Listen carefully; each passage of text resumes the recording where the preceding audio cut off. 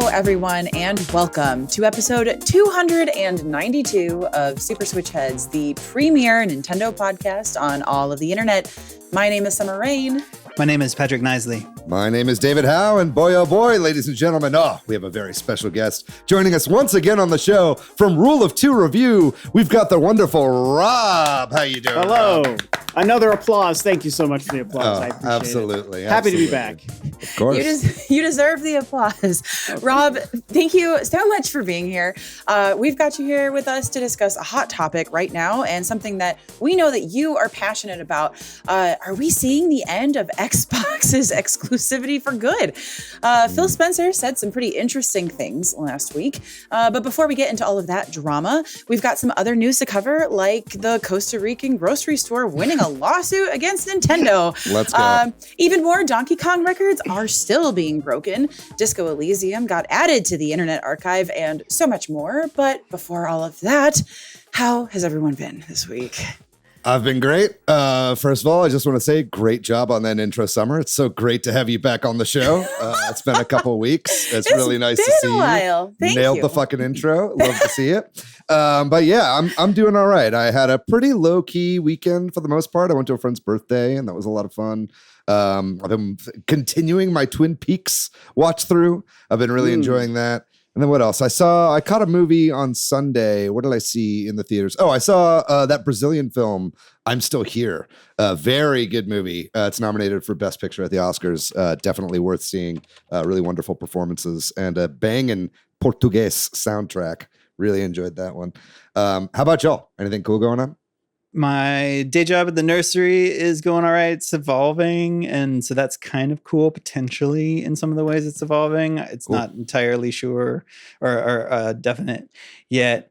It's been warmer here, and I'm a little nervous about that because I'm trying to use this time while it is theoretically supposed to be colder and the nursery is supposed to be dead to work on my indie game. But, you got to make money, so I'm doing that. Yeah. And then I'm just trying to get by, man. That's crazy with the news. That's honestly, I've been kind of a little too dialed in on the world, or maybe not. I don't know. I'm trying to figure out how to live, I guess. Yeah. It's been crazy. It's been crazy out there. So yeah, that's me. Yeah, I get it. So yeah, it's been a while since I've been on the podcast. I went to Super MagFest in DC. Well, technically National Harbor, so not in DC proper. Thank goodness, because there were still a lot of people hanging out in the area from the inauguration. So we were still away from them. And we, goodness gracious, though, what an incredible time. Seriously, I cannot recommend this event enough. It was a whirlwind for me. I was booked and busy for a good amount of the weekend.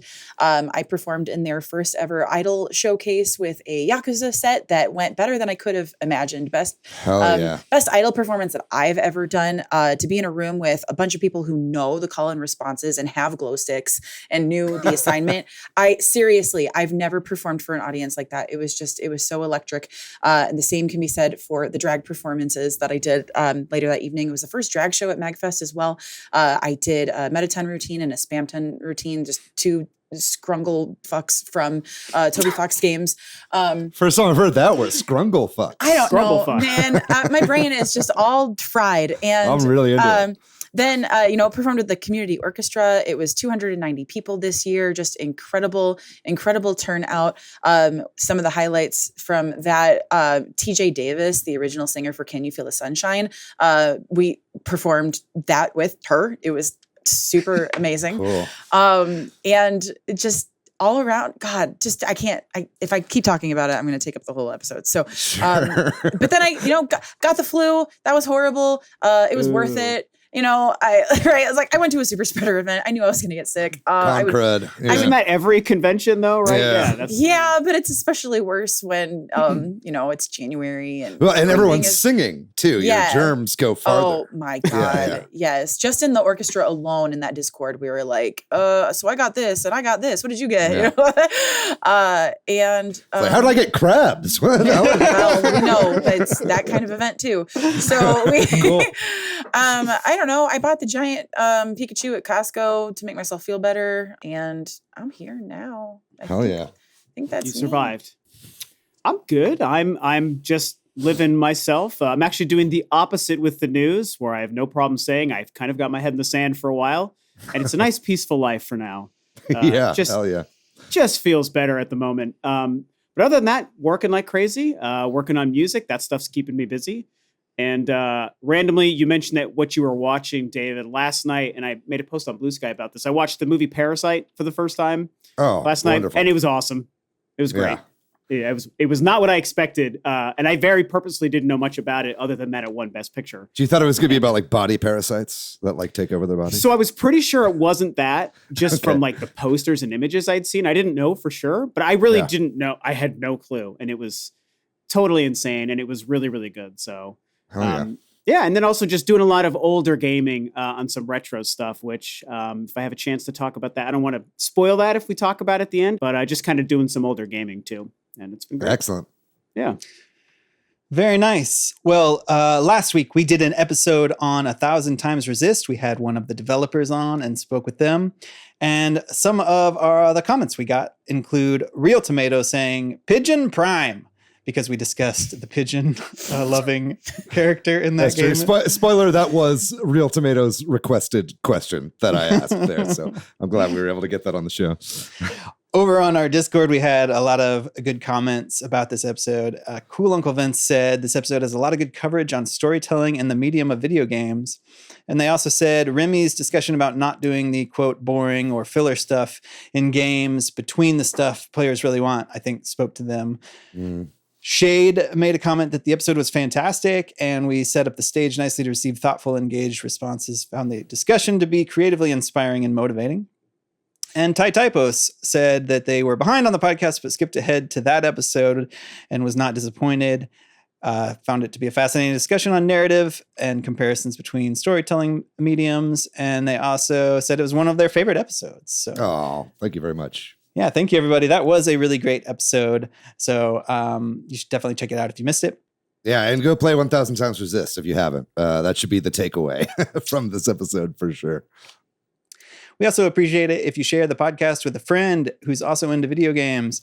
Leave us a review on Apple or share the podcast online.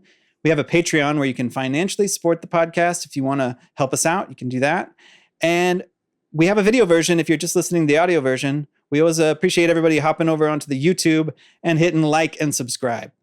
And we got some news to go through. We're going to start off with some bad news. There's been more layoffs. That is not terribly surprising, but it still is disheartening. In particular, this past week, there were some big layoffs at BioWare. There were some other layoffs at Ubisoft, and unfortunately also at Phoenix Labs, which is the Fae Farm developer. But I feel like the BioWare layoffs this time around, I feel like this was an inflection point, and I've kind of seen this at other big layoff points where a lot of the developer people I know and follow, it just felt like a moment where everybody's like, I guess we just can't work in this industry anymore. Like, yeah. More so than some of the other layoffs. I feel like this time around, that was my anecdotal thing, but it really did feel like, if Dragon Age sold well, but didn't sell well enough, and they're firing all of their writers, because I also follow a lot of writers. Right. So I don't know. This felt really bad. Yeah, totally. I think you're on the money there, and that's a really depressing way to look at it. But it is true, and I think that's also happening in production right now as well. Because I think a lot of people are out of production, animation, live action jobs of different kinds, and I think that a lot of the streamers now are also cutting back on the amount of shows that they greenlight and content that they'll be putting on their platforms. So it's like, even if this somehow rebounded, it would never rebound back to the point where it was before, which was like peak growth, pre-pandemic and everything. So I think that it's a really sad thing to see. I'd like to hope that that's not the case, and that, some of these, a lot of these people are able to find jobs again. But I also kind of, on the other hand, think that, these massive teams at these AAA studios, yeah, job security for 8 years on a project is amazing, right? But also, like, that's kind of also part of the problem is that these productions are getting way too big, right? And then they all just inevitably fail. So there's not really a good answer here, it seems, on either way to go forward. But yeah, I don't know. What's your take on this, Rob? Kind of like you guys had mentioned, I've felt like for probably 2 decades at least, I've kind of hated to see the gaming industry be a place that feels like it's just not stable for jobs. It's been that way going back to the early 2000s, I feel. I remember reading about this stuff like in Game Informer magazines when I was working at GameStop in like 2003. And nowadays we see it in such a higher level. We also find out about the news, I think, just in more detail because information gets to us faster and more thorough than it did in video game magazines 20 years ago. But yeah, it's games, budgets, the sizes of teams, the size of companies. It's like, I feel like they've been miscalibrated for like 2 decades so that the amount of people needed for anything at any one time is only temporary. Even if it does well, it didn't do well enough because they're not calibrating their budgets properly based on what they need to meet investment projections and blah, blah, blah, blah, blah. Sure. And it's just kind of been the story for years that really great games made by really great people are still like losing jobs. It doesn't make sense. And so it just has always made me sad. It's just a consumer of the art of video games. I play video games like we all do. And I would like to know that all the people that make the games that I like to play and buy also get to keep their jobs and keep doing it. But it's just every company, it's just a carousel, right? We're always seeing these layoffs and these people got jobs, but then there's layoffs and more people looking for jobs. So it just makes me sad. And it's also frustrating because I think it's also an industry problem too, because of, like I said, like budgets, time it takes to make games, not properly having the right amount of people for your teams, too many, not enough, what have you. So, yeah. Just in addition, I also wanted to shout out some of the people that were, that lost their jobs due to private division closure last year. I do know that Ollie World and Rollerdrome, I believe, is that game, right? Those both were delisted from Steam. Now, I think that the rights holders, whoever that got transferred to, has said that those will eventually be coming back online. But it seems like also a lot of the indie studios, too, are getting hit here, especially when they have, bigger publishers that then have to, those contracts end and they pull them from Steam. That a game going up on Steam, especially from a small dev, something like Ollie World or Rollerdrome, like those are games that can support these indie devs through, not residuals, but ongoing sales for a long time. So having those removed, that's a really scary thing. I think it was Megan Fox on Blue Sky said that. Megan Fox was the developer for Skatebird. And so, and she was basically saying, yeah, like Skatebird residuals, like keep me alive, even though that wasn't even that big of a hit and it came out even more recently than those games. Right. So hope to see those games come back up and a lot of these people be able to land on their feet. Well, we're going to move on to talking about Reuters, the news agency. They did something a little interesting that I don't think of about Reuters, and that is they made a little game to talk as an article, sort of like Google does sometimes, those little Google games they make. Basically, they wrote up a thing about cozy games and about how there's been some research recently that video games can help calm people down. And it's basically a playable little article thing that plays like a cozy game, like a life sim with a little radish character. So it's pretty funny and pretty interesting. The only problem I have with it is because it's not an article, it was really hard to find the research that they're talking about. You think about Reuters being like a pretty good standardized news agency. Like I couldn't find links to the research they're talking about to dig deeper into it. So you have to open up the source code of this RPG they built on their website, it looks like. Is that maybe like a side quest within the game in order to maybe. I'm kind of into that. I don't know. Yeah, it's very interesting. That's what I always told my professors when I'm trying to do works cited. It's like, no, it's a side quest. Just look it up. You'll find it. Good luck. It's around. It's underneath that rock over there. Yeah. But you got to get the pie from the windowsill and give it to the magic cat first. Then you get it. Yeah. But one of the ones that they cite was done in Japan, and I think it was over the course of a couple of years looking at the effects of video gaming on people. And I don't know if it was this one or another one because they reference a couple of studies, but they said that a lot of the same benefits of meditation, or at least the like observable benefits, happen in people playing games. So that's pretty interesting. So there you go. You know, what's kind of interesting about that is that study is almost showing the opposite of what people feared for years and decades about video games having a negative impact on people, right? Making them more violent or aggressive or what have you. But here comes this study that's like, it actually calms people down. Mm-hmm. And I think that's very interesting for like the medium, you know? Totally. Absolutely. I love seeing any kind of study that will look at the psychological effect of video games, because it's like so many people play them all the time. And it is like, and it's for so long we've run on this kind of bullshit pseudoscience like you were talking about, of just like, yeah, you know, it makes everybody aggressive and it causes school shootings and all this bullshit, you know, and it's like not really. Yeah, not really. No, I mean, if that does, then I mean, the gun culture on TV and everything, then that, you know, where does that fit in? Why single out video games? That's a whole different discussion, obviously. But I love seeing people actually like put the time in to talk about a lot of the benefits of games, because I agree about the meditative aspect, especially like puzzle games for me. Yes. Like that is such a wind down, anxiety draining activity for me, you know, and that is something that I'm sometimes like, wow, I've wasted so much of my life playing Picross. I'm like, yeah, or I could have gotten into TM or something and just sat there doing nothing. I don't know. I feel like it's a little more productive, and I feel calm at the end of it as well. So I really like reading articles like this. And I do like how this game is laid out. I like that it's an RPG that you play by scrolling the mouse wheel.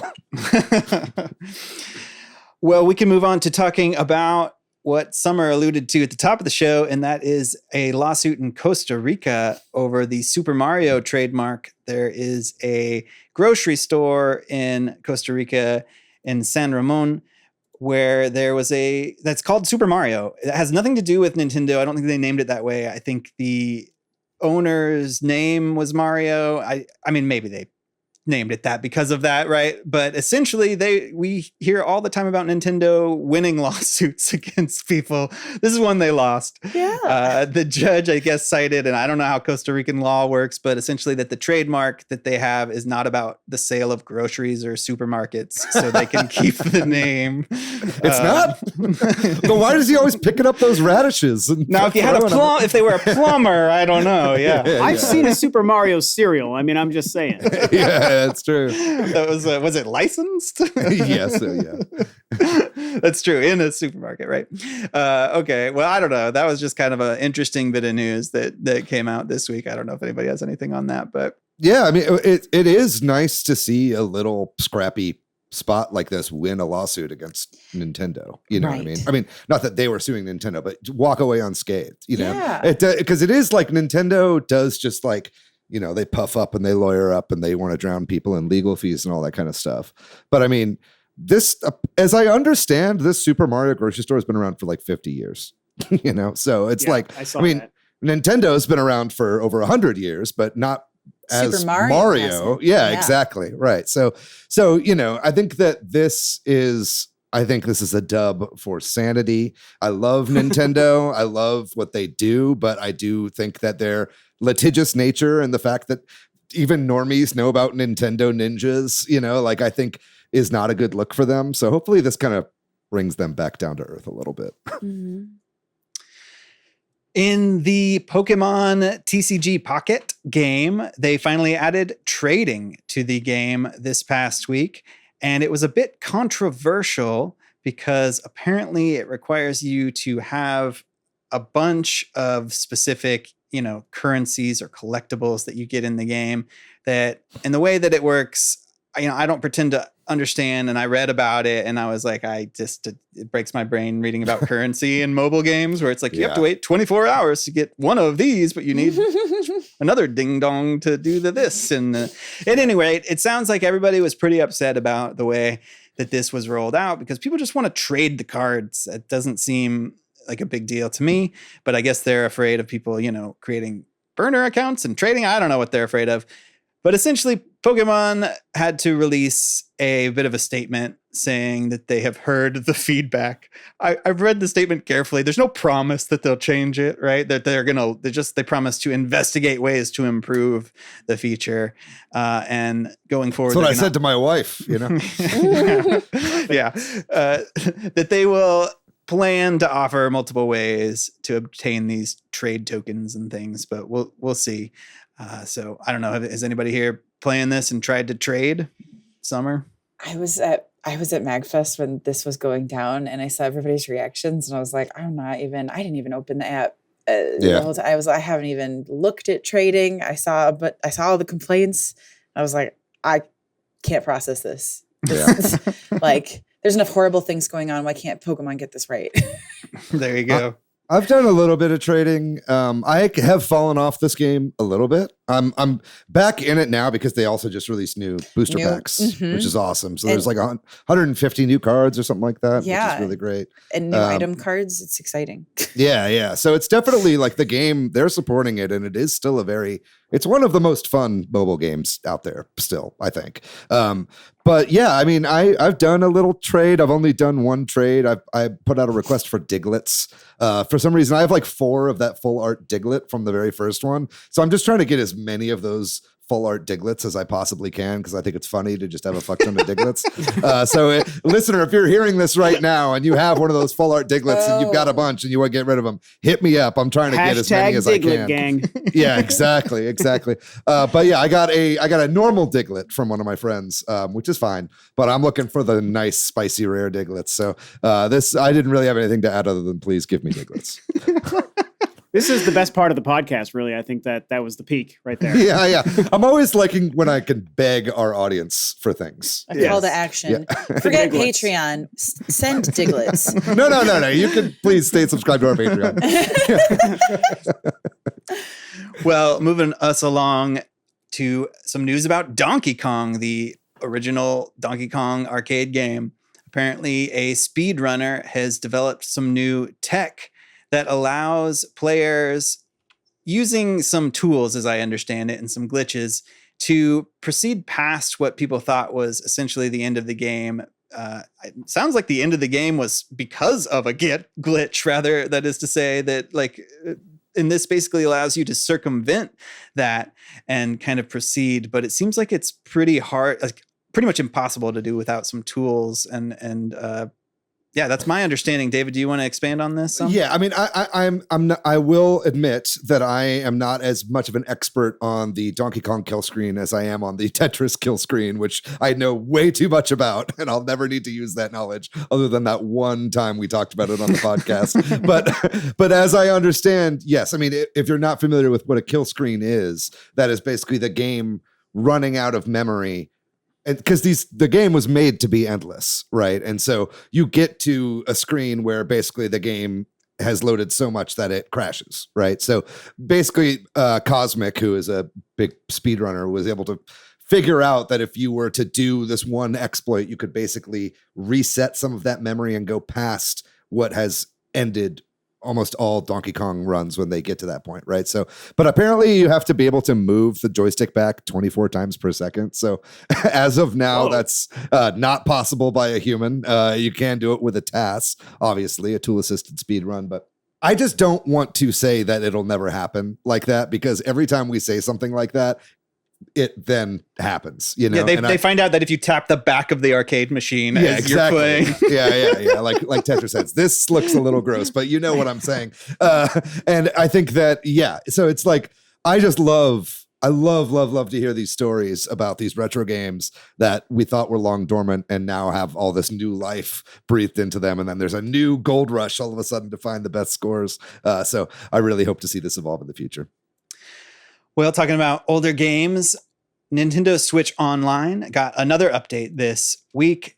The N64 app, which requires the expansion pass, or pack rather, what they call it, Ridge Racer 64 has joined on NSO N64. This is a racing game, obviously, not one that I am familiar with. I guess I never saw or rented or played or bought this game. But is anybody here into Ridge Racer 64 or tried it out on NSO yet? I think it's supposed to be one of the better racing games on the 64. I'm not a Ridge Mhm. Racer guy either. I've like dabbled in it. But I feel like this is one that people think is pretty popular. I've never played it, so I don't know. I fired it up the other day when I was at work while I was rendering something, and it is a very fun game. It is like it plays really, really well on the N64. This game is actually developed by Nintendo. This, I think, was the first game that Nintendo Software Technologies Corporation made. Yeah. And you'll know NST as they did all the Mario vs. Donkey Kong games. They did F-Zero 99 recently. They did Wave Race Blue Storm and Pokemon Puzzle League for the N64. That's right. They are really an unsung hero, one of the great Western developers that Nintendo has under their tutelage. The Ridge Racer IP, though, who is that owned by? Is that Namco? It is Namco. Okay, yeah. So it's in like association with Namco, but Nintendo handled internally the port. Essentially, it was and it's not really fair to call it a port. It was basically like a ground up version of the game. You know, this is back when they would do like Game Boy Color versions of games or entirely new games and call it ports. You know what I mean? Yeah. But yeah, it's great. It's got a really banging drum and bass like jungle soundtrack, which I'm always super into. And yeah, I mean, it plays really well considering a lot of speed-based games on the N64 were kind of throttled by low frame rates, and this game actually runs really well, all things considered. Yeah, I was going to say this was an era of racing games like the San Francisco Rush games, and the Daytona games that were like in arcades and Sega Saturn and whatnot. So that's why, and those are good games. Those are really good racing games from that era. I do remember. Is it the San Francisco? What are the San Francisco 2049s or Rushes? Mm-hmm. There's like a bunch in that series. And I remembered the one that I played the most on the 64 being good, but definitely, like you said, David, the frame rate was like pretty bad on it. Mm-hmm. And so I remember now Beetle Adventure Racing, another famous racing game on the 64, was really good. That's and I don't remember games. It having, one of the best. I don't think it had that problem. And so did Ridge Racer have the better frame rate? Or maybe they fixed it on the no, online. I mean, it being a Nintendo developed game, I think basically they had some good technicians on it, like making sure it runs really well. But yeah, I would say like this F-Zero X and Beetle Adventure Racing, Cruisin', the Cruisin' games as well. Those are kind Cruisin'. That was the other one I was trying to remember. Cruisin' USA. Yeah. Those are like kind of the pantheon of like N64 racing games. Mm-hmm. Well, we know with the Switch 2 announcement that there is going to be a Nintendo Direct in April, but the rumor mill has been churning that there is going to be a Nintendo Direct in February, and more specifically, maybe even this week. Because why not? Because why not? Because it gets people excited. Because we gotta talk about something. One of the pieces of evidence, other than just people saying it, is that there is some maintenance scheduled for Nintendo Switch, like the system and the online aspects and that sort of thing. And that is happening the day, I think right now, basically, while we're recording this in different parts of the world at different times. But it's also like not always lined up with a direct, but it has at different times lined up with directs. So it is, I don't know, flimsy evidence, but a piece of evidence that could line up. And it's Monday that we're recording this, and as far as I know, there's been no announcement. So David from the future will have to jump in if there's been something announced on Tuesday. Although David from the future did die canonically, so but time travel is a fickle thing. I feel like we're in the ending of Lost right now. We'll have to cover that in the David from the future special episode. But anyway, I think that we have historically had directs in February, and I would not be surprised to see one in February. I would be surprised if it was a full ass direct. I could see them doing a mini, basically. Or an indie showcase, or maybe a partner showcase, or whatever they call those, right? And but yeah, it's definitely, I think there is more than enough justification. There are holes in the schedule for the Switch 1.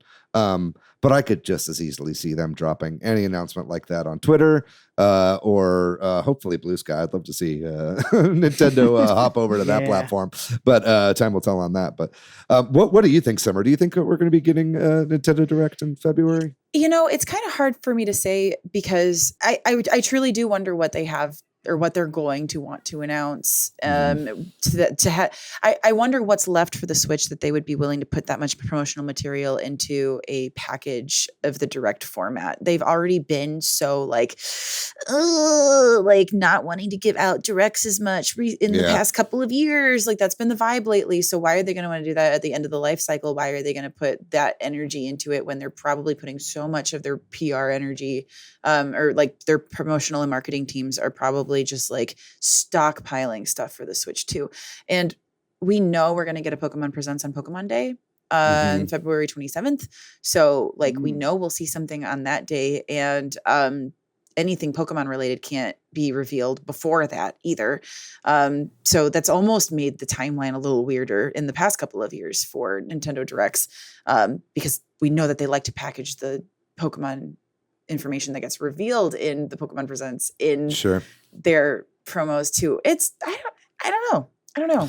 I also don't think they've ever done one in February before the 13th, maybe the 10th or the 11th. So if they do one, they tend to do it in the second half of the month. So I wouldn't expect one this week, basically. If you're going on DraftKings right now and putting bets on that, I would hold off. Yeah. Have we really gone so far? Oh, I'm sure I hope not. I'm sure they're on there. That's how I make all my millions. Come on. My insider trading knowledge of Nintendo Direct. You know, there was a time, and it was a long time ago, where January Directs were pretty common. And they could also take the form of a couple different kinds. You know, you guys mentioned like the indie directs or the partner showcases. There also were like Nintendo Direct minis, which I don't really know what really defined a mini versus a traditional or what have you, because it was very hard to tell. I think a mini is basically akin to, it's like Jeff Keighley being like, don't expect too much from the Game Awards. You know what I mean? Maybe, it's just like it's expectation temper device, basically. Yeah. So, and they've done them in the first quarter. So like, I think that the whole concept is interesting.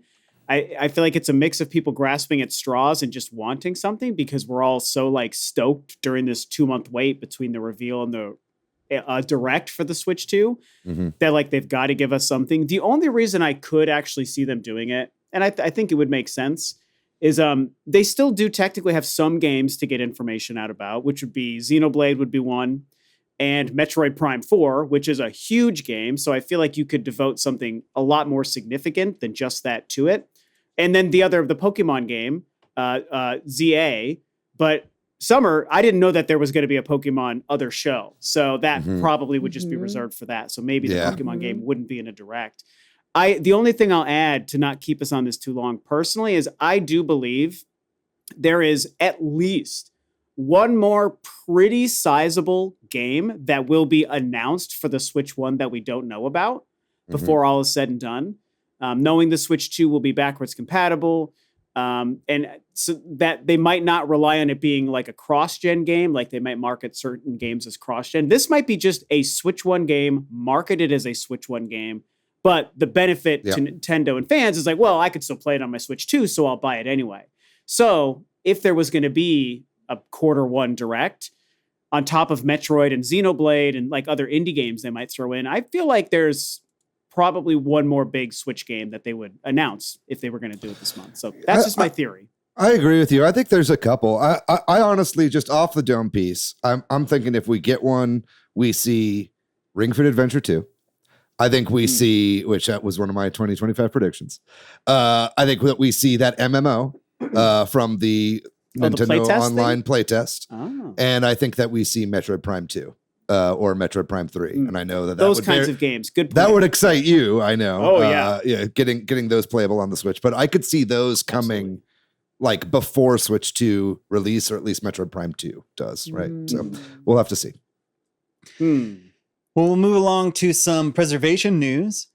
The Video Game History Foundation has launched a digital archive. They're calling it a library that has just a bunch of historical game development materials that they have acquired and digitized. And there is a bunch of stuff of note, or interest rather, to David, perhaps, right? Is that a lot of stuff from Cyan is part of what they are kind of like leading with, or saying that's like one of the big features right now. some stuff from Myst, correct? Yeah, that's right. They have a bunch of stuff specifically from the making of Riven, like behind the scenes video, like blue screen raw footage that they shot of Riven, because there's obviously a lot of FMVs in that game, and some materials as well from Myst.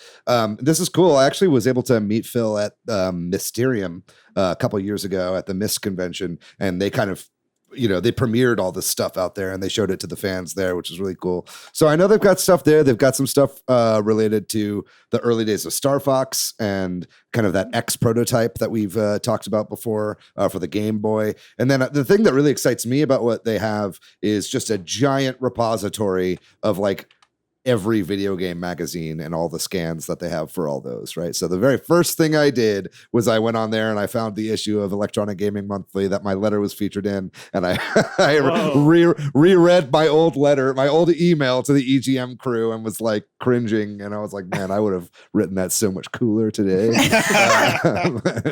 I used a fake name, Alan Fangor, because my parents didn't want someone to look me up and I guess kidnap me from my house. It was a different time. How do we know that's really you, though? What if there is an Alan Fangor out there and you're trying to steal his glory? Well, there is an Alan Fangor, and it is the name that an Andalite takes in the Animorphs Andalite Chronicles book. So that's where I got the name from. Anyway, that's so really beyond the pale. But it's a really cool collection that they have, and I hope to see this grow. I think it's great that they're basically all the stuff that they've been accruing over the years, it seems like they're dumping into this online repository, so just anyone can access it. So I love this kind of open sourcing of knowledge and history that they have going on here. And then this is kind of interesting because this week, Disco Elysium was added to the Internet Archive. However, as of just right now, looking at it, it looks like it may have been removed.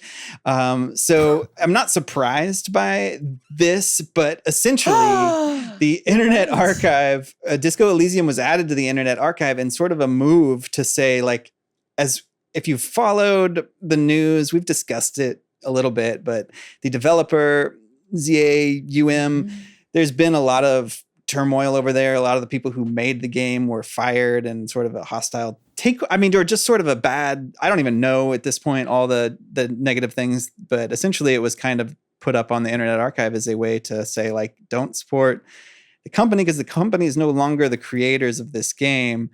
But it looks like it's been taken down. So this is the way of things, right? I don't know what else to say about this. It's kind of a funny, but not funny development here. Glad I downloaded it before I got taken down. Is that true? You did? Good for you. Yeah. Oh yeah. As soon as I sent it as a news item, I was also downloading it, y'all. Yeah. I imagine that this might be a constant struggle that they have keeping this thing off of the Internet Archive. The Internet Archive has been this like wonderful repository of history and all this kind of stuff like we've been talking about, but in recent years it has been getting policed quite a bit more by rights holders in a way that really does not sit very well with me. But either way, if any game was going to be doing this, it would be Disco Elysium. The developers for that game are very anti-capitalist and obviously have been scorned by the company that now owns the rights to the game. So the Internet Archive is but one place where you can find this game for free. That's all I'll say on that. But it is definitely a game worth owning and worth playing. But I think, like any time we talk about this developer and this development staff, this story will be ongoing. It seems like they're always at war with themselves, and it's always an entertaining tale to follow. Well, our next two news items are going to kind of lead us into our main topic. This first one, less so, but Sony has put Spider-Man 2 on PC, and along with that has pulled the requirement that you have a PlayStation Network account, a PSN account. So it is now optional to have a PSN account for this game, and they've actually made it optional for a number of games now, as well as I believe maybe even saying it will be optional on at least one future game. So it is no longer mandatory to have a PSN account to play these games on Steam. However, they have added incentives for you to have a PSN account. Essentially, you get a little cookie. They send you a cookie in the mail. Like skins and things like that. You are the product. So they're still trying to get people to sign up, right, to be the product, like you said, but at least it's not required, which especially in single player games makes sense. And also it's just annoying whenever you play a game on one, like a Microsoft game on Switch where you have to log into your Microsoft account or whatever. Sometimes it makes sense, but sometimes it just feels stupid. And this was one of those cases. So I guess this is an improvement. Yeah, this is curious to me. I'm not really sure what Sony's end game is with PC, and I'm sure we'll touch on this probably a little bit more in the main topic, but it's like, I always kind of figured that they'd want to launch their own store, their own PC store away from Steam. Like it's very anti-Sony, like with the way that they usually think to put their games on Steam in the first place, and we'll talk about kind of like what's happened to this console war here, right? Because, anyway, yeah, we'll get into that in the main topic. But I'm curious, like what their end game will be when they inevitably launch their own PC handheld, because I think that is kind of the way that a lot of the console race is going right now, with Xbox reportedly working on a handheld, Sony reportedly working on a handheld. All of a sudden, a bunch of people that have like a Steam Deck 2 and the ability to play all these PS5 games, with zero load times and 4K graphics, is Sony going to be okay with that? Are they going to pull these games eventually whenever they launch their own handheld? So I'm happy to see PlayStation games on Steam. I think it's a really great step forward, but I'm like a little wary to like celebrate stuff like this too much. I think I see it as Sony still trying to figure it out themselves. Yeah. And it almost kind of reeks of like throwing shit against the wall to see what sticks. And I do find like I think you mentioned it, Patrick, where you have to log into Microsoft to play their game on the Switch. And I just feel like I'm kind of curmudgeonly when it comes to this, admittedly, and this is going to come out more in the main topic. So I fully acknowledge that. But I just think the whole infrastructure of all of these ways and places to go and to access and to buy and to download and to rent or subscribe to your games is just kind of getting really, really messy. Mm-hmm. And I think that it might be heading towards to say a crash or a bubble bursting is like a cliche phrase, but it feels like something like that might be in the future. On the surface, though, I think it's cool for PC players to be able to finally play Spider-Man 2 a couple years after it came out. The game is awesome. Mm-hmm. I loved it. So it's a great game. So that part's cool. But what is the end game? Like you said, David, I just don't know. And I think Sony's a little bit confused, maybe trying to dance between being the traditional Sony PlayStation brand they've always been, but trying to step into a little bit of what the Microsoft space has been and the Xbox space and the Steam space. So who knows how it'll play out for them, but I think it's a practical decision they've made because of the pushback. And I think you touched on a little bit there, Rob. I have my friend Brian, who has a PlayStation, and he told me this. He said, I bought Prince of Persia, but it required me to create an Ubisoft account, so I refunded it. And like, I wouldn't be that person. Like, I would just make the I already have an Ubisoft account, but you know what I mean? But I think, especially on Steam, there are a lot of people, and I know that because like I have my cousin's a big just like PC like my neighbor too, like these people that are PC heads. They're like not the kind of people that are going to mess around with that nonsense. They're like, I will just not play that game. There are a million games on Steam, and if I have to create some stupid account, there are stupider reasons that they will sometimes even not. I feel like play a popular game, in my opinion. But anyway, Summer, did you have something you want to add? 2 days ago, I downloaded, what was it? Train Sim World 5, because it was like being prompted on my Xbox. I was like, yeah, okay, I like trains. And then it immediately wanted me to make an account for a company I've never heard of. I was like, oh, fuck that. And I immediately installed it. It's like, that's not worth it for a game that I'm just like mildly interested in and just wanted to check out. Get out of here. As a people, aren't we all getting sick of having usernames and passwords for anything? Like, it's obscene what the human footprint has to be nowadays. And it's like, there's more of them. So I just wanted to say that. Brother, two-factor authentication is going to kill me one day. That's all I'm going to say. Like, I understand why we have to do it, but it's like anytime that I'm typing in my 2FA and the fucking number like regenerates, I'm like, I'm always trying to like get it in before it like goes away, and it's very anxiety-inducing. I'm just like, just steal all my shit. I just just steal all my shit. Steal my identity, daddy. I dare you. Well, we should move on to the last news item, which we probably aren't even really going to talk about because we'll talk about it in the main topic. But this is what has instigated this discussion, and that is that Xbox's Forza Horizon 5, a sort of mainstay of their exclusives, is headed towards PlayStation 5. I think it's March, if I'm not mistaken, that the game is going to come out on PlayStation. But this is one of the big exclusives, one of the big reasons you might own a current Xbox. But it is now going to be going multi-platform. And I think we'll talk about it. I don't know if there's anything newsworthy here that anybody wants to mention specific to this news. Everybody looks like they want to say something, but maybe we should save it. I don't know. Just why now? That's my question. But we can get into that, I suppose. Yeah, I think we can actually get into that because I have some thoughts on that. But that'll lead us into our main topic, which is Xbox becoming Sega? Is Xbox not going to have any exclusive games? And what is the fallout and repercussions of that? We'll talk about all of that after this short break.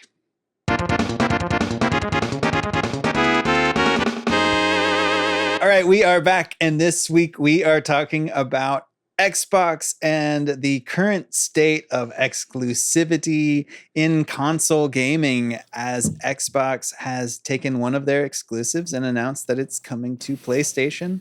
This really feels like a inflection point here for this. And so we thought we would kind of talk about what's been happening, because it kind of has been snowballing to this, and what this might mean and why it's happening and that sort of thing. So, as we discussed, Forza Horizon 5 is coming to PlayStation in later this year.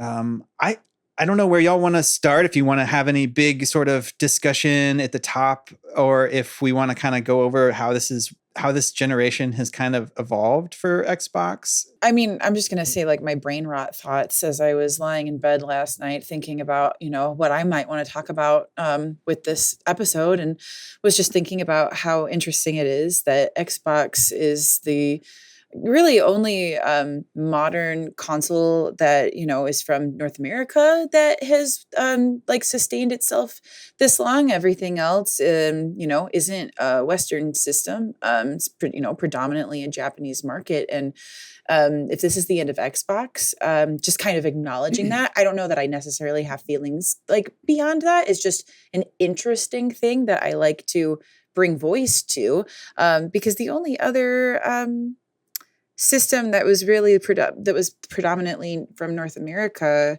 was it would have been Atari. Yeah, right. It was an American, Atari, and dominated, right? Like the OG, and lasted for a really long time until it didn't, and then doesn't have any kind of modern. I mean, they had like a new thing last year, but it was just like the old thing, and effectively, can't.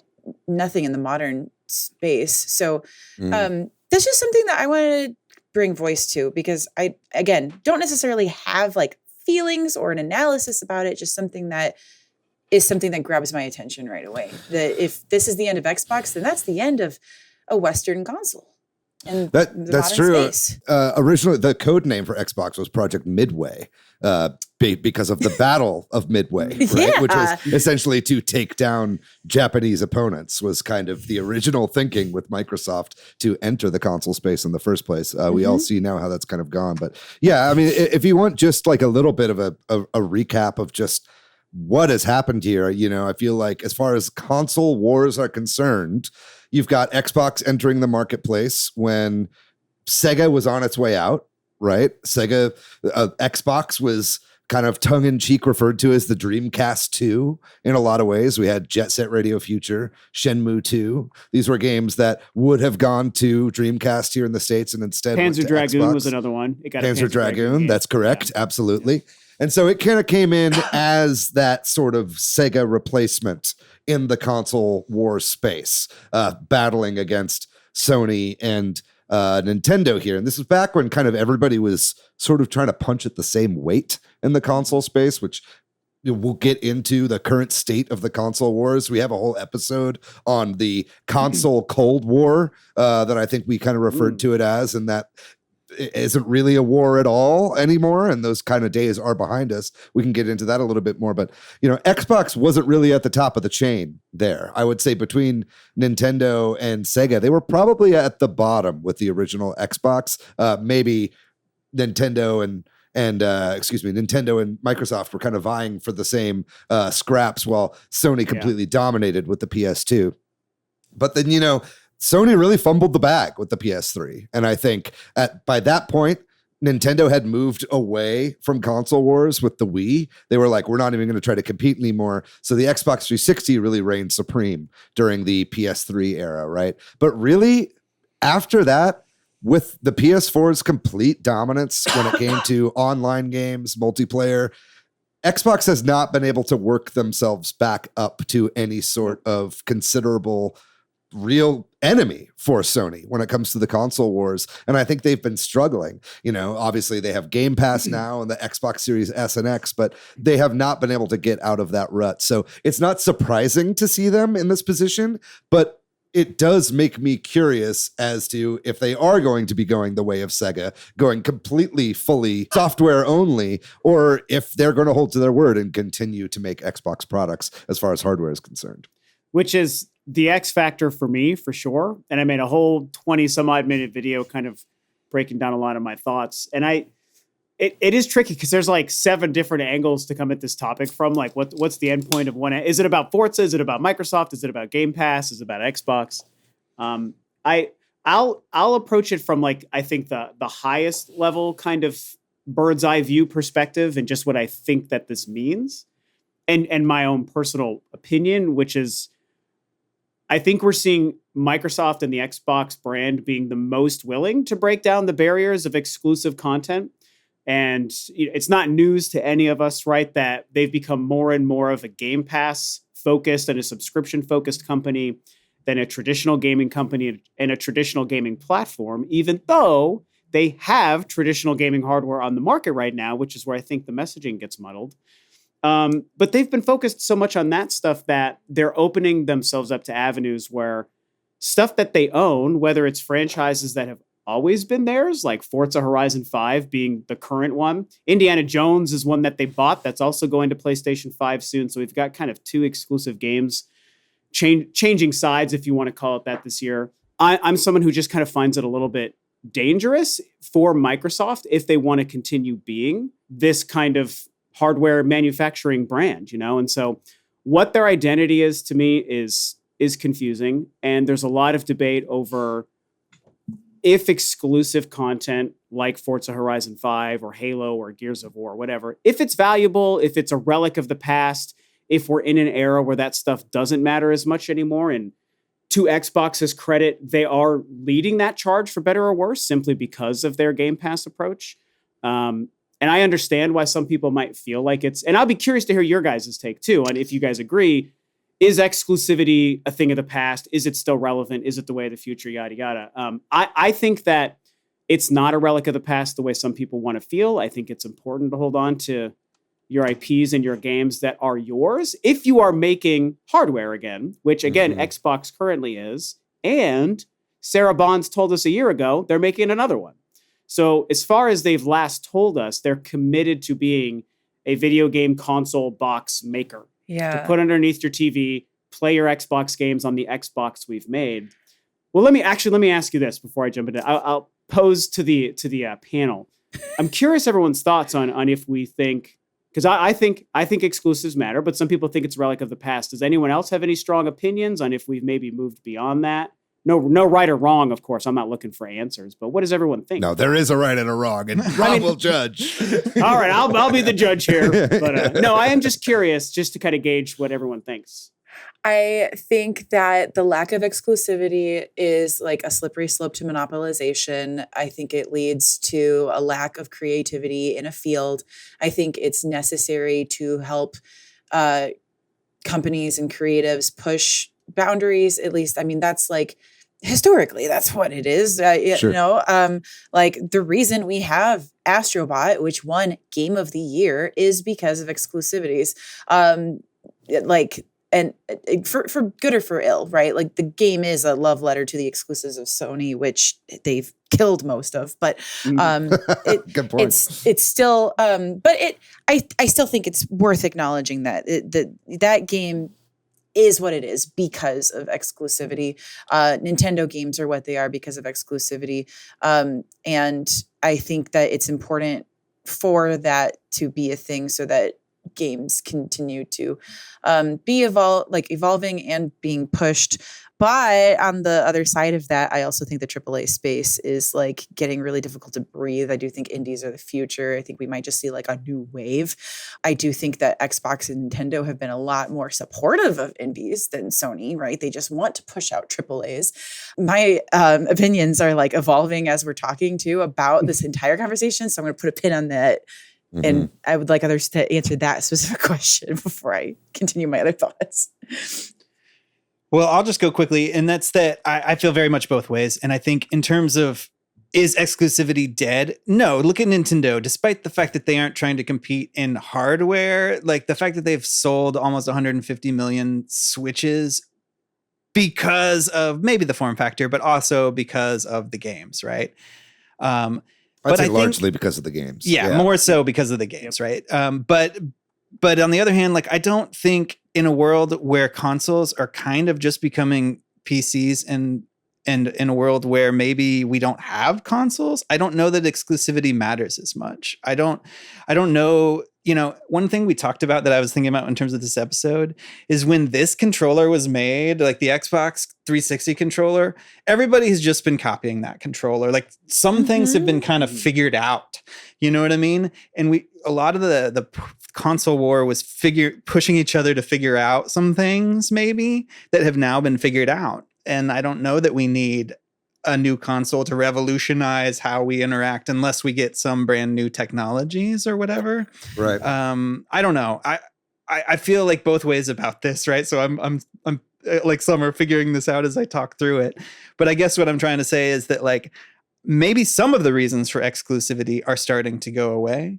And I'm okay with that. And I also like want to play whatever game I want to play. And like, I don't want to have to buy a $600 device to play Astrobot because that's all I want to play from PlayStation. So bring it to PC. That is so true. They're never going to bring it to PC. If they bring it to PC, I will literally eat my GameCube controller right now. All right, I'll take you up on that. All right, sure. You eat it. Yeah.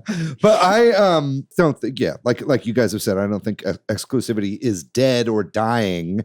I think that it is for Microsoft. You know, I think for me, I think that this is like when Sarah Bond's like, we're making an Xbox Series Z or whatever. I don't believe it. I don't believe it. Yeah, I think she's lying. Or she's not lying. I think it's changed since. I think maybe it just won't happen. I think when they started buying Activision Blizzard King, they were like, yeah, that's going to save Xbox if we spend $70 billion. That's what's going to save it. But it hasn't. And nope. We're just now seeing, and I'm not going to say it's completely written in the sand, or excuse me, in the whatever. I don't know what the expression is, but it's like we are now in the year where all the Activision Blizzard King releases are coming out and coming to fruition, right? Yeah. And we're going to be seeing all these games added to Game Pass, right? We're finally in that era, right? But I think that they're realizing it's not enough, you know? And I think that they're just going to be happy to make the percentage of whatever game is sold for all of these games that are big blockbusters and just be like, hey, you know what, we're happy just being software manufacturers, because also the FTC forced their hand in this. You know, they weren't going to okay the deal unless they were like, Call of Duty is coming to PS5, right? And Switch, and Switch 2 specifically, yeah, Switch 2 right? for sure. Yeah. So it's like, so either way, I think that like that is kind of what is the sea change here. And I really do see Microsoft going the way of Sega as far as the future of the company is concerned in gaming. I agree. And I think that it makes me sad because I like that there's a third console player. I traditionally like Xbox. I've had them all. I'm rooting for them to be successful in doing that. But I do think that even if they're not yet ready to admit it, we're only seeing signs that it's kind of their inevitable fate. I talked about this in my video about this topic, where Forza Horizon 5 and by proxy Indiana Jones as well, coming to PlayStation 5 soon this year is like on its surface a good thing, and kind of to what Patrick and Summer, you guys were alluding to, like making a good game. I said this in my video. A good game just being available to more people with less barriers on its surface is 100% a good thing. That's great. People get to play it. People get to buy it. The game sees success. The company and the developer and the employees, in theory, behind it also sees success if it sells well and all that stuff. So that stuff is good. I almost see it as two different issues, though, whereas does Microsoft stay in the hardware business, or do they go third party? Do they become a Game Pass? What I've been referring to for a couple months is just a game launcher. It just becomes the equivalent of Steam or the EA Origin or whatever that thing is called, right? The Epic Store Lite. So do they just become that? So what is the fate of Xbox? And then the other is, do exclusives matter to an active hardware company's business? I almost see those as two. They're like part of the same umbrella, but they're kind of two different topics. So I do see Microsoft, whether they know it or not succeeding in making Xboxes. To your point, David, maybe they won't release this other Xbox. I'll be curious to see if that happens, and they'll probably have to just go third party. And I think that starting to move previously exclusive titles, and Halo Master Chief is also heavily rumored to eventually make the jump too. That to me is the death knell, because that is their Mario. That's their Mario. Yeah. I mean, you don't hold on to your, like, the titan of your brand. You are not concerned about your own identity anymore. No, actually, the Mario for Xbox is Fusion Frenzy, and we all know it. Or Blinks the Time Cat? Maybe it's that. So, Patrick, you wanted to say something. I really want to throw this out there. No, you're good. When we were talking about Sarah Bond and that statement, I'm not saying she's a liar. What I'm saying is I think things have changed. I think that we've seen it change, right? When this generation started, I think it was their intention to have exclusives, right? Then they got this acquisition and they couldn't have Call of Duty be an exclusive, and maybe they wanted to, right? I'm sure they wanted to. Of course they did. Yeah, right? Yeah. But, and then I think that we're seeing, and this is true, I think it's Sony too, the gaming heads, maybe want something, but the company is like, no, y'all need to make more money, right? And what's going to make you more money is selling your game and putting it everywhere you can. And I think we're seeing that happen at Sony as well, to a lesser extent. When it comes to like PC releases on Steam? When it comes to PC releases, and I think if they're successful, we're going to see it more because it's about money. And I think we've seen it, right? Phil Spencer said, 5 games are going to come, right? At one point to other platforms. And then they've now said there's no red lines. Any game could go anywhere. And they've said, and I think that's a significant change that I don't think was his call. And I don't know. This is pure speculation, but I think that that's happening at both of these companies. And if it really fully happens at Microsoft, I think Sony might be like, there's no point in making consoles either, right? Like, just put our games out there and sell and make money. They'd sell these consoles at a loss, right? Like, at least that's what we hear. So if the point was to sell games, and you can sell games, I mean, they lose money on Steam, it's all right? Switch 2 from now on. Well, I'm the only console left. I'm not saying there will never be a console again, but I think that we are heading towards that possibility, or at least like some other person or entity is going to have to figure out how to like make money off of that, right? This kind of speaks to one of my biggest points, in the sense that if we get to the point where Microsoft and then Sony stop caring about what hardware they're making, how many units of their hardware they're selling, what exclusive content they're holding on to sell the hardware they're making, we start to lose the competitive nature of the industry, which, and Summer, I think you mentioned this in the very beginning, we start to get into monopolistic territory. And I had this whole tirade. I keep referring to my video, so forgive me, because it's like 2 days fresh in my head, and it was like 25 minutes of this whole thing. It's a good video. But you should check it out, by the way. I appreciate it. Thank you. Thank you. I'm very passionate. And it's not about being like, shitty and angry, but it's about really holding on to what I think is healthy for the industry. And I went on this whole tirade about comparing McDonald's and Burger King fighting with the Big Mac and the Whopper, and how you need those two fighting together for the sake of competitive value, and those two companies making the best product. I mean, it's shitty fast food, but you guys know what I mean. They're trying to make the best famous burger, and we need them together for the consumer, the people who buy things, to know that they're fighting to give us the best price for the value, right? Like without one of the other, then if there's only one burger, then that burger could be $30. But because there's a lot of burgers from a lot of companies, they have to find a competitive price. And it's like economics 101 in any business, in any industry. Competition is healthy for the industry, and it's also good for the consumer. And in gaming, the gamer, which is all of us, we're the consumer.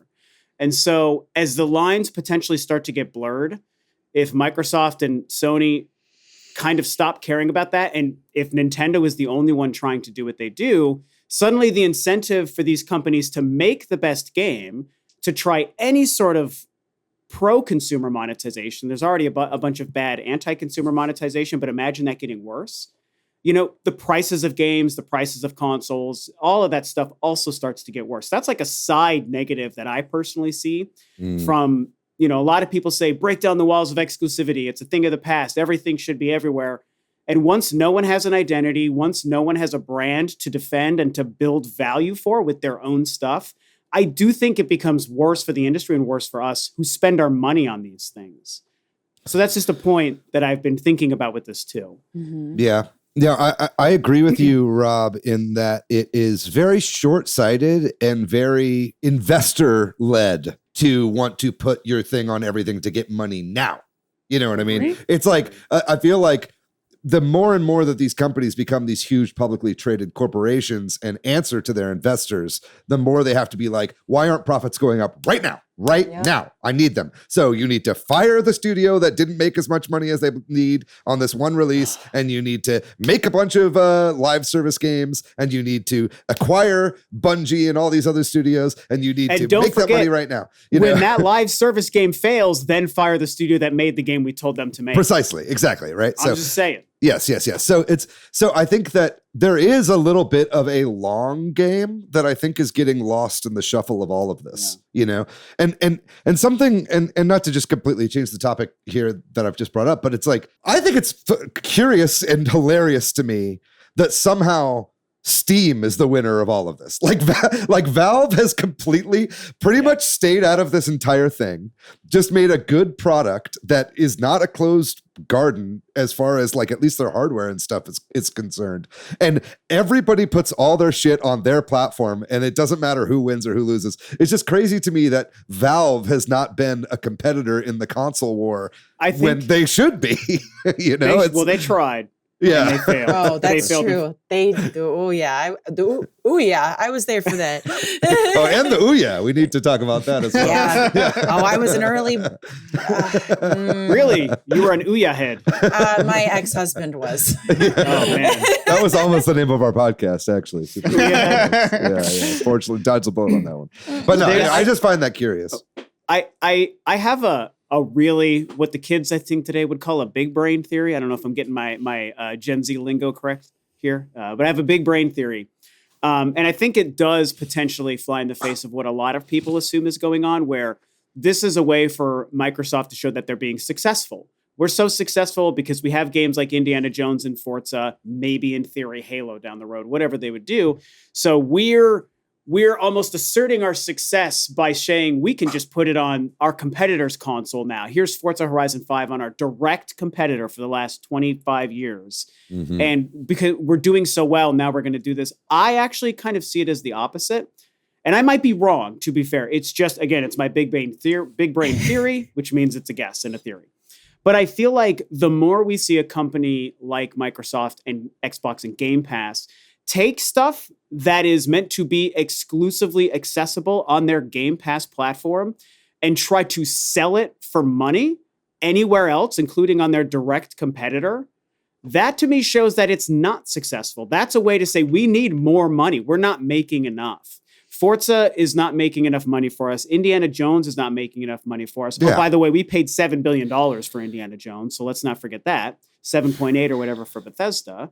So, and to some of what I think we've all kind of said here, you know, they invested almost $100 billion in several companies in the last 10 years now. And they probably were hoping they were going to make that back by selling Game Pass and hopefully selling copies of those games all just on Xbox and on PC Game Pass. And I can't imagine it's working. And so I feel like, and this is why I think Halo will be the death knell, because that is the ultimate desperate move. If that happens, the most important thing to our brand, we're now going to put on Xbox and Nintendo. You don't do that if everything's fine. You just don't. And there's a reason Nintendo would never even conceive of taking anything they own as Nintendo's and putting it anywhere else, because they don't need to. They've built the value, and everyone comes to us for what we make and what we own. And because it's the only place to play, we would never put Mario on PlayStation. But if Microsoft puts Halo on PlayStation, I mean, you draw the comparison. I don't personally read it as Game Pass being successful for Microsoft. I read it as we're struggling. So we need to take the things that people aren't buying. They're paying us $20 a month just to rent and have access to. It's not enough. We need to make actual dollars off of Halo and Forza and Indiana Jones. So that's just, I don't know if anyone agrees, disagrees, but it's a theory that the Forza thing really made me think. I feel like we're seeing them bleeding money, and they're grasping at straws to recoup by selling Forza. Yeah, and that's where my brain is starting to go during all of this is they're behaving so confidently in these interviews and are still insisting that they are working on consoles. It almost makes me wonder if we're putting our games on other consoles now, because I wonder if they're they're getting ready to release something that they think is going to be like a revolutionary console. Like, play it their with competition, your tummy or something, or what do you? Right, like they're not as worried about like, who knows? Maybe with all of these like studio acquisitions, they are working on exclusives, like, and I'm talking like Wii 3DS era Nintendo, like things that are being developed specifically for. This is entirely out of left field and probably incorrect, but that's what comes to mind is why else would they be acting so cocky and confident? I mean, obviously to try to impress their investors. That's probably what it is. It's to me, it's like it's the. Have you guys seen that video of like the female MMA fighter whose face is like all fucked up, and she's like, oh yeah, and she's like, it was a great fight. I had a fun time. I loved it. It was really fun. Like that's what Xbox sounds like to me right now. I don't disagree. Yeah. I don't disagree that's what it looks like. Yeah, and I mean, Starfield. Like he was asked point blank, Phil Spencer, if Starfield was on the table, and he's like, will you commit to that being exclusive? And he was like, no. He like straight up, his answer was no, period. And then he expanded on it. But like, I mean, the writing is on the table there, And I think it's, I just don't think that I can't see a world in which I would love to think that there is something up their sleeve. You know what I mean? That would be so masterful. The trump card, the gambit that they've been holding off for a really, really long time. But I just can't see it happening. And I think that the market has changed. And I think that, and I think that they also just kind of shot themselves in the foot going with Game Pass. I think that ultimately history will show that Game Pass is kind of what done them in, because I think it was short-term profit chasing. I think it was going after subscription models. I mean, they're trying to be the Netflix of games. Netflix is losing subscribers now. Yeah. The only reason they can stay afloat is they raise their subscription price every year. Microsoft has never done that because they don't want to have that association with it. So the tricky thing with Game Pass, I'm curious what you guys, I'm so sorry, but I just wanted to ask you this. Do you think they could ever walk it back? Ever? Is there any way? Are they? You know what I'm saying? The ship has sailed. Are they in too deep with Game Pass? Would gamers ever be okay with like, you took away my $20 a month Infinity Games subscription, I'll never game with you again? Like, could they walk it back? I don't know. They're like, it's okay, just buy it for $70. Yeah. Now they're selling every game again, like on X. Yeah. I think they could, but I think that it's risky. And I understandably would lose a lot of goodwill and a lot of their hardcore fans. And they might have to. I mean, and again, I really don't think it's up to Phil Spencer. Like, I don't think and so I think at some point, if it feels like that, whoever the CEO at the time of Microsoft or whatever VP works with him is going to be like, kill Game Pass. He was at Trump's inauguration, so you can just watch the tape. There you go. Tail of the tape. Yeah. I don't know. It's odd. I'm already kind of thinking ahead though. Okay. Let's say that Xbox Series X is the Dreamcast, right? And this is the end of Microsoft hardware. I don't Xbox imagine consoles. Yeah. I imagine that they will still do this handheld, but I think it's essentially going to be a Windows handheld, and Or it's a going Game to Pass be handheld.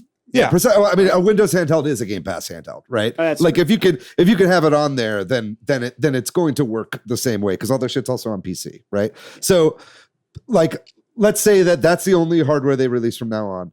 We've got now two hardware manufacturers. We've got Nintendo and we've got Sony. Sony has they're in a weird position now where they've kind of won the console war. Because Nintendo sort of bowed out of the console war. I think that they're fighting their own fight. We could see either Sony going into Nintendo's turf and trying to start a new console war, or we see another new entrant into here. That's what I hope for. Yeah, you were talking about Western companies, Summer, at the beginning. Yeah, exactly. We've got a couple, I think, that are sort of primed and ready to jump in. Now, the main reason that I'm going to be talking about these two is because they have their own similar Game Pass style subscriptions. But two come to mind. You've got Netflix and you've got Apple, right? I think that, yeah. I thought you were going to say KFC. I don't. Thank you. We were talking about this on Blue Sky at like 2 a.m. Yes. That is true. I did see that. Oh, you don't mean Tommy Tallarico's in television? Amico in television, or in television Amico. But yes, no, I don't think it's either of those two. Let's get real. But I think that we're seeing more and more, like, apparently, from what I understand, Netflix is almost making more profit from their gaming division than they are from their video streaming division right now. That's it's crazy. And it's probably not true. I probably just made that up. I But only hear good things about their games. But it's like they've got like Grand Theft Auto on there now, and people are even like their paying originals. Yeah, and their originals and shit like that. And they've got their own studio, so I think that they're uniquely ready to jump in that way. Yeah. And then I also think that Apple has been trying to move into this for a while. They've got their headset, which obviously that was a huge flop, but that was basically a paid beta that they gave to their biggest fanboys. But I could truly see them using something along the lines and their vast coffers that they have at their availability in order to put a bunch of money into hardware. It would be super overpriced, right? At the start anyway. Probably. But I could see them jumping into the race. It's the same thing that Microsoft did.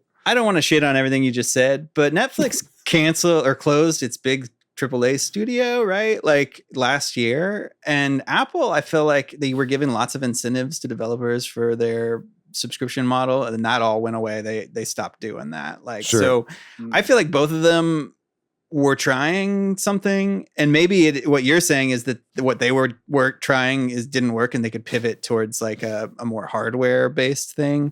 Mm-hmm. But I feel like both of them have kind of like taken a hit on their gaming.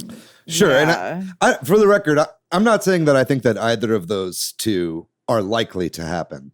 Okay. I guess I'm more posing a question, and it's more like, do we see someone else take advantage of this, or do we see a continued hole? Because I was expecting a conversation about hardware, because I don't see Apple or Netflix trying to make like designated gaming hardware. Like you said, I mean, Apple, yes, it obviously attempted the headset, but like you said, beta for betas. So I was expecting like talking about like Lenovo and like other technology companies that have been like dipping their toes in the handheld sphere. Anbernic? Do we see an Anbernic home console? I mean, you can run Doom on a fridge. So but like, and I am hearing. I mean, I am hearing about some of these handhelds.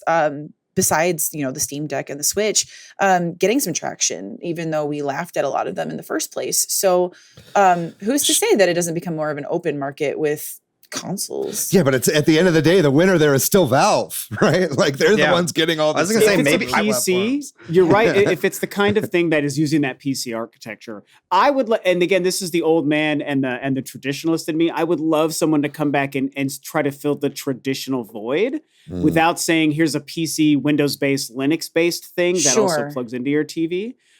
Even though I actually think you're right, though, Summer. Like, David, when you're talking about like Apple or Netflix could do it, it's like, yeah, they could. Apple announcing on a stage a new box that's meant to be a video game console brings back flashbacks of Microsoft doing it for the first time. Yeah. Huge billion-dollar tech company that doesn't make games enters the market that way. Like Bill Gates is on stage doing that. Yeah. But I started to think, what if there is something that's this is going to sound silly and don't overthink it. Oh. But what the Amico was trying to tell us it wanted to be. Now, wait. Again, think what the phrasing I said, what they were telling us they wanted us to believe it would be. Sure. Mm-hmm. So a better company that's legitimate. You said Lenovo, something else. I mean, heck, bring back Atari. I would love Atari to try to do something. I don't think that's super impossible. Analog is a company right now making stuff that is only meant to play other retro games. What if they tried to invest, or someone like a Limited Run? Those kinds of tiers, right? Succeeding at the promise of what something like the KFC or the Amico was lying to people, but like turned out to be like real. Could that fill a bit of a space? And it doesn't have to be a Titan that sells 50 million units. But if it can also run Grand Theft Auto and the Elder Scrolls, and in theory, I think they would need their own exclusive games, because that's part of this conversation too. I think there's room for that. I think that something like that could certainly make a lot of sense. UFOsoft needs to bring back the LX system. I think the requirements you just laid out of like it needing to run, some gigantic game like the next Elder Scrolls and needing them to make exclusive games. It has to be a pretty. I think rich that's company. impossible. Like That's just a computer. I think that there's no company that. I think we've hit the point where there's no company that can jump in and make something on par. You might be right with the PlayStation, Xbox, Nintendo. Unless it's Valve. Right. Well, unless Valve is like, I want to take the Steam Deck technology and make it into a box that you plug into your TV, which is what the Steam Deck is kind of, but maybe like a little bit more like beefy or something. You don't think but at that point it would be pretty expensive. So I don't even know if they could do it. It's tough. I think they could. They took their hits with the Steam machines back in the day. They learned their lessons. Now they've done the Steam Deck. I think they're poised to come back in personally, but what were you going to say? Too. Ooh, yeah, too. It's going to be the ooh, yeah, yeah. So, ooh, yeah, yeah. Behave. It's going to be the ooh, yeah. What was I going to say? Oh, you don't think like other tech conglomerates, or maybe like, you don't think we'll see like a Samsung or a Motorola, like... Well, we're talking about those could companies happen that have the money yeah. and resources to like pool to do something like that. The last tech company to try to jump into the game was Google with Stadia. Oh, yeah, we all and know it was that like works. it was like a virtual streaming console, That's obviously. right. But gamers were not receptive to that. You know what I mean? They smelled that bullshit coming from a kind mile of away. A good thing. I think that's good for the art, though, because that would mean if a company like that was going to try it again, hell, what if it was Google? I mean, they would realize, we tried to do this thing and people actually didn't want that. People do still want, whether it's a handheld or a box, a lot of people still want those things. And if they're not playing on PC, they're going to play a console. They don't want a controller that's like streaming to your TV. They want a box, and maybe they make the Google box or whatever it could be. Because we also have to picture this in an environment that we're not in right now, where Microsoft has definitively exited and there literally is an open space. Right now, that's not actually the case. We're kind of assuming and playing out of, but when it's probably going to happen. And when we really live in a reality where everyone knows universally it's only Nintendo and it's only Sony and the PlayStation, that is where other companies with Samsung, Atari, whatever, realizes, okay, maybe now that there's not a third player, do we see value in trying to jump in, and do we have an idea that we think would be good? And that's Just maybe they don't, but that's what I think could happen. That makes me think it's going to be Disney. Okay, hear me out. There's a dark stage. Okay. Okay. A single podium is in the middle of this dark stage. All of a sudden, boom, a spotlight comes on. Thus spoke Zarathustra from the theme from 2001 Space Odyssey starts playing. And who walks out onto the stage? SEGA. They're back, baby. Okay. They're fucking back. Of course, everyone wants that. That's what I thought was happening when they did that big reveal. The trailer that they did to announce like the 6 games they were bringing back. They really set it up like they were coming back with a console. Dreamcast 2. I think it's time. Yeah, It's time. I could see that because I was in full belief. I was in belief of that when they were putting out those trailers. It would be amazing. It would be something a lot of people, even the younger gamers nowadays, which is crazy to me that younger is like 25, who like didn't really know a world where Sega was a console manufacturer, but even people of that age, everyone knows like Sega was one of the pillars for a long time. Everyone knows that history. Oh yeah. Sonic has never been bigger. No, I was going to say they had a great year. Oh my God. They had so many games much. that had so many nominations and did so well last year. But here's the point. You actually bring up a good point, Summer. And I am still on board with this. I want this. I'd love for them to commit. But I wonder if part of their struggle to ever even doing it, beyond how much you have to spend just to get into the race, like it's a lot to manufacture and develop and it's expensive just to jump in. But even if they did, they have been third party for so long that all of their biggest and best games, most people, again, will go to the 25-year-olds. They only know Sega games isn't the Persona is theirs, right? Everything that's Atlas is theirs. Sonic the Hedgehog. They've known they can play it on their phone, their Switch. Just delist them. Pull them off. I'm cool with it. Fuck it. I want it too, but I think that's such a hard. It's the idea of like, how could you ever walk back Game Pass? Could Sega ever walk back 25 years of third party? Why would they? It's a huge risk. That's what I like. I don't think that anybody's coming into this really risky. For the discourse, Patrick. That's why you do it. Yeah, for I us. think the way that you could truly walk it back like that is if, like what I was theorizing about Xbox before, is if there's got to be a hardware gimmick that they are so confident in to pull things back to. That's my hope. I would love to see Xbox do something that's so goofy that made me go, yeah, okay, I'll pay full price for games now. I am getting that new system. I'm not getting a new PlayStation. I would love that. I would love to see that because we know that PlayStation's never going to do that again. The iToy was such a failure. Never going to happen again. Do you think, Summer? I'm curious, if they did that, do you think that it would be important for them to roll back like moving things like Indiana Jones and Forza to other consoles? Do you think they would need to maintain their exclusives, or would they say our gimmick is enough, but our IP is now still everywhere? That's the only reason I was thinking of it in that direction, because they've already said that they're so confident about their games being on other systems that's what triggered me to think, well, maybe they're just that confident in whatever hardware they're about to come out with that they just think that's what's going to sell it, and they've got other exclusives that aren't those games that or whatever gimmicks. Because I think about games that were developed for the 3DS and the Wii, right, where some of them did go to other systems, but you still wanted to play it on the Wii or the 3DS, even though it looked crappier, because it was like the definitive way to play it because of the hardware. I like the 3D. I play every 3DS game with 3D. I do too. I would love for 3D to come back. It scrambles my brain. I can't. I want Switch 2 to have a 3D slider, man. Let's go. Exactly. It was a revolutionary way to do 3D. My father, who could never see 3D before because of his lazy eye, can see 3D on the 3D. That's cool. He literally cried. He literally cried because he could like see the 3D, and it was like something that was like so meaningful to him. As a colorblind person, that makes me think of people crying when they put on those glasses. Yeah, or the hearing aid kids. Yeah. Well, that's a big one. That's gotta be huge. We have Mr. Beast to thank for all of that. Oh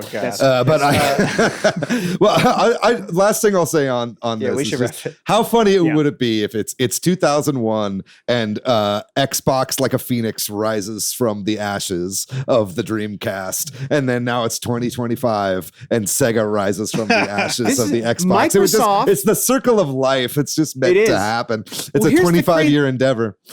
Here's the crazy thing about that. People have been talking for years even going back to what you said at the beginning, David, that Microsoft should buy Sega. So what if Microsoft buys Sega and they're a $10 trillion company that they've been buying their way into the industry despite failure for the whole 25 years anyway. I think that's the reason. So they buy Sega and they're the monetary backing to get the brand of Sega on a box and bring them back, baby. The Sega Xbox. I love it. Let's do it. I'm so down. I think part of why I love Nintendo is the gimmicks. I truly was a convert for Xbox just in the past couple of years because Game Pass was enough of a gimmick for somebody like me. Mm-hmm. It's a good value. For someone like me, it really has been. I've been playing so many games thanks to Game Pass that I, wouldn't have spent the money on otherwise. So I would love to see a gimmick from them. I would love to still see a big hitter in like the console space that isn't just from Japan, despite Weeb being in all of my handles. That's good. Yeah. I don't have like a conclusive like final thought, just a lot to think about. This is just giving me a lot to think about. It's all very interesting. Yeah. At the end of the day, it is so up in the air, and we are in very unprecedented times. And especially nowadays, I yearn for precedent. Can I just say that in all avenues of life? Like, I'm so tired of living in unprecedented times, regardless of what industry I'm talking about or government or whatever, like I'd love some stability, the weather, global warming, all that shit. It's like, obviously, yes, I'd love some stability in the world. It doesn't seem like that's going to happen, but it really is, I think, right now up to Microsoft, what they want to do for here, because we have to remember Microsoft is still like one of the biggest $1 trillion companies in the world. They can do whatever they want. They can continue to take losses on Xbox and try to work their way back up. That is very much still an option for them, right? But we're just going to have to see what happens here. Phil Spencer, I know you're listening right now. We'd love to have you on the podcast. I'd love to hear some of your thoughts on this. But in the meantime, we're just going to have to play the cards as they lay. All right. Yeah, I think that's going to do it then for this discussion. If you're out there listening and you've got any thoughts on whether Xbox is going the way of Sega and what the future console landscape might be, we'd love to hear from you. And with that, we're going to take another short break. And when we come back, we'll talk about the games we've been playing recently. All right. I've been playing a lot of the games that we've been talking about, so I'm just going to bang through this. I finished 1,000 Times Resist. I wish I had done it before the podcast, but nice. I really enjoyed the end of the game. Go back and listen to last week's episode if you want to hear about that game. I've been talking about Party House on UFO 50 a lot because it's like one of the only games right now that my wife will play, and she keeps beating me consistently, but I finally beat her the other night. After like 6 or 10 straight losses, and still playing Donkey Kong Country Returns, chipping away at that with my son. I kind of want to just play it by myself, but we're also kind of having fun. But I'm kind of like, every time we die in a minecart, I'm like, fuck. And speaking of my kid, he started wanting to play Clubhouse Games 51 Worldwide Classics. I don't know why or how, but he has been pulling that up, and we've been playing a lot of the stupid games on it because that's what we play, like dots and boxes and hexagons and stuff that, and having a lot of fun. How old is your son? He's 10. 10, okay. So yeah, those are the games I've been playing recently. Now that you've beaten 1,000 Times Resist, has your opinion on the game changed at all, or like what's like your emotional state right now, having finished the game? I kind of want to see all the endings because I think I wasn't disappointed with my ending, but it didn't feel as big as I wanted it to. But also, I don't know that I'm mad about that. Also, because of the way I tried to end the game, that's probably why I got that ending, if that makes any sense. I think I know exactly what you're talking about. I did the same thing. I don't know. I don't want to talk too much about that for that reason, but right, I think overall it still is a big. Well, let us know in the comments if you want to hear a spoiler cast of 1,000 Times Resist, because I'd love to talk with you and Jordan about the game in a completely spoiler. I just pulled up a trailer for it. I can't tell what kind of gameplay it is. Yeah, we did our whole last episode on it. If you're curious, you should definitely listen to that one. But it's like it's a narrative game. It's a narrative game. It's kind of like if a visual novel played like an RPG where you run around and talk to people and have a character, but it doesn't have any RPG mechanics, It's lots of different gameplay at different times too, or like maybe not like crazy different gameplay, but like it mixes it up. It should be a testament to the quality of the experience that it's almost impossible to pin down into any genre box. That's what I'll say about that. It's a game that is truly marching to the beat of its own drum. But anyway, we did a whole episode on that last week. I'm sorry I brought us back into it. I've been playing pretty much all the same games that I was playing last week. Outer Wilds, I have been streaming again. I got back into streaming Outer Wilds. I made a pretty big discovery in the game at like the very end of my stream that I did last night on Sunday night. So now I'm like waiting for Wednesday when I can stream again, because like I know now, like I feel like I finally have like a little bit of, okay, this is now going to cascade into like me figuring out what to finally do when I get through the story on that. So I'm really excited to stream that again Wednesday night.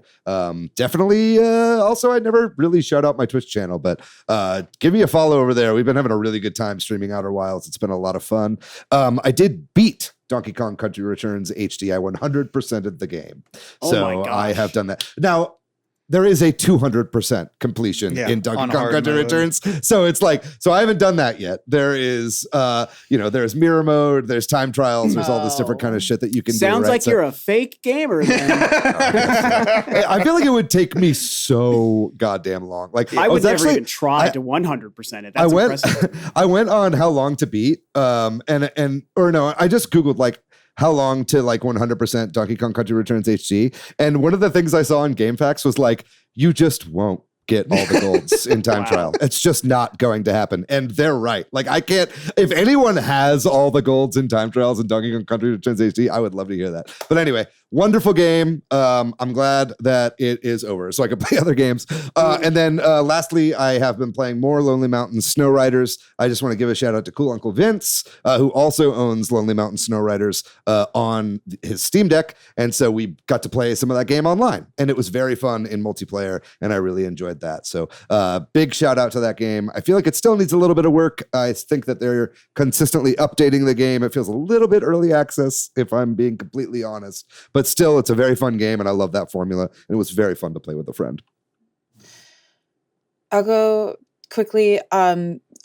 Other than I'm finally letting myself actually delve into Metaphor ReFantazio a lot more now, because I wasn't letting myself get into it too much before MagFest, because I knew that if I did, I wasn't going to get my MagFest stuff done. Incredible, kind of bouncing between that and Yakuza 0. But what I really want to talk about really quick is one of the indie games that I played at MagFest. It's called Rock Paper Secrets, and it is so one of the things that I love about MagFest is the physical indie arcade like showcase, where a lot of these games are almost like more art projects, just kind of experimental. Some of them are tactile, different, like how can we like bend the rules of what it means to have like an arcade video game.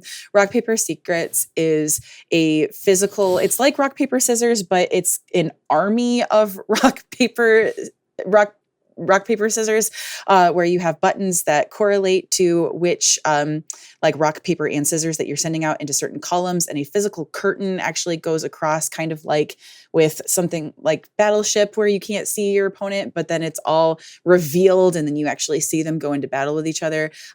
So I played that it goes by really quickly, but it was just a game that really got my attention because I don't know, I like that kind of thing. It's really neat to me. Yeah, all kinds of stuff like that. Very nice. Rob, what have you been playing? So I'm in a holding pattern, waiting for new current games. There are 2 coming out this month that I'm waiting for. First one is Avowed, ironically, on the Xbox only as of right now.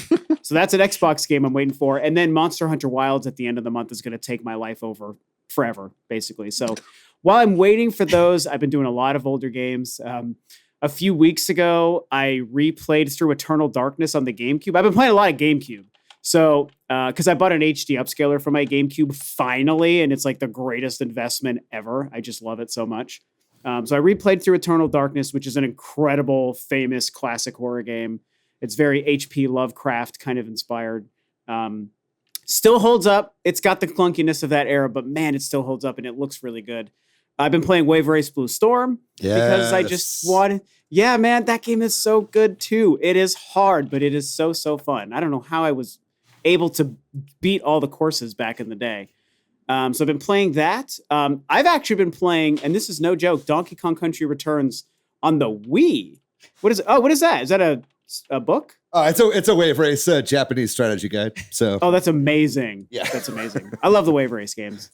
But yeah, I've actually been playing Donkey Kong Country Returns on the Wii, which I mentioned this on my channel a few times. I randomly popped that in like early last year in 2024 before they announced the HD port. I was like, I just want to play this game because I love this game. And it was great. And then the HD port came out and I haven't bought it because I don't need it. I still have the Wii version. So I've been playing some of that. And yeah. Oh, and I also went through recently and played through Nier Automata for the first time, which was awesome. Now, when you say you played through it. Well, okay. You got ending A? Did you get ending? You did ending C and D, right? I did. So I'm going to get yelled at. I only beat like the first time you reach credits. Right. And I know I've been told there's like 7 different ways to beat the game and you don't get the full story unless you, is that right? There's like some sort of. So you got ending A, which is like. I was 2B and I beat the last boss. Okay. So it's misleading because ending A, so like the full story of the game, like, yes, there's 26 endings, blah, blah, blah. But like the actual like full story of the game, like when you reboot the game again, it like leads you through to play through ending B. And then after you play that, it leads you through playing endings C and D. I've been told you need 3 minimum or whatever. Is that right? But it's misleading because you're not just like playing from the beginning of the game again. It's like continuing the story from effectively like you're not playing the same thing over again. It's not like a Bravely Default situation. Like you're actually playing a new thing still. Well, you've got as much game ahead of you as you want to play is what it sounds like. That's what it's well, it sounds like. Yeah.